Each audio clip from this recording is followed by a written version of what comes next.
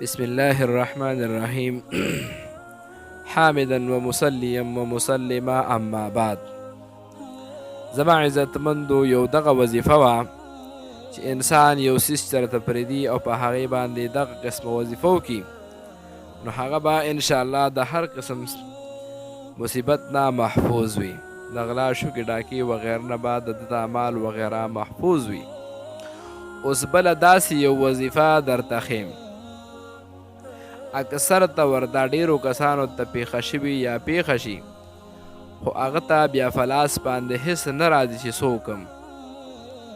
داسې ماشوم چې د کور نه وځي بېدرکه شي، ورک شي، یا داسې پیسې چې ستا د جیب نه فروزي یا تا نه څوک پټې کړي، د هغه ستا لاس ته واپس نشي راتلی، نو آیا د هغې دپاره څه کول پکار دی؟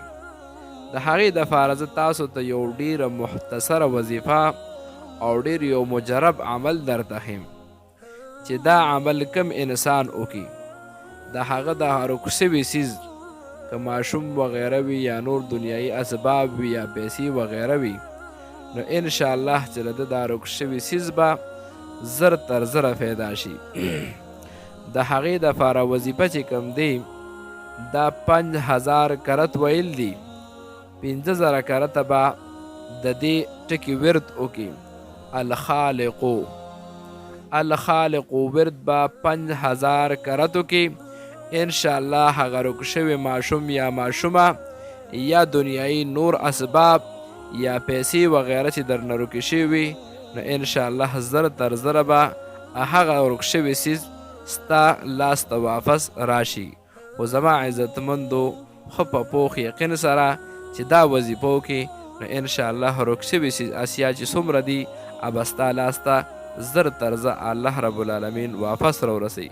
زما عزتمندو د دې نه په خپله باندې هم پیدا واخلئ، نورو مسلمانانو ته هم د دې طریقه وښایئ، او زموږ دا چینل چې کومه ملګري سبسکرایب کړي ډلی نشان ووایي، هغې ته چې څومره زموږ نوې وظایف راځي، نو ټول به ساعت د ساعته د ټول نه اول به هغې ته ځي.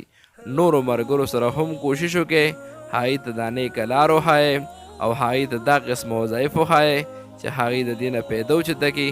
زما عزتمندو چې زموږ او ستاسو یقین په اعمالو باندې جوړ شي، نو د دې نه به بهتره خبره په مخ د ځمکه بله نه وي. زما عزتمندو دا به زموږ ستاسو د دنیا او د آخرت د دواړو کامیابي وي. په دې کې به موږ ته انشاءالله موږ او تاسو دواړو ته د زړه سکون هم وي، راحت براته هم وي، او د دې د برکته به زموږ ټول کارونه الله رب العالمین پوره کوي.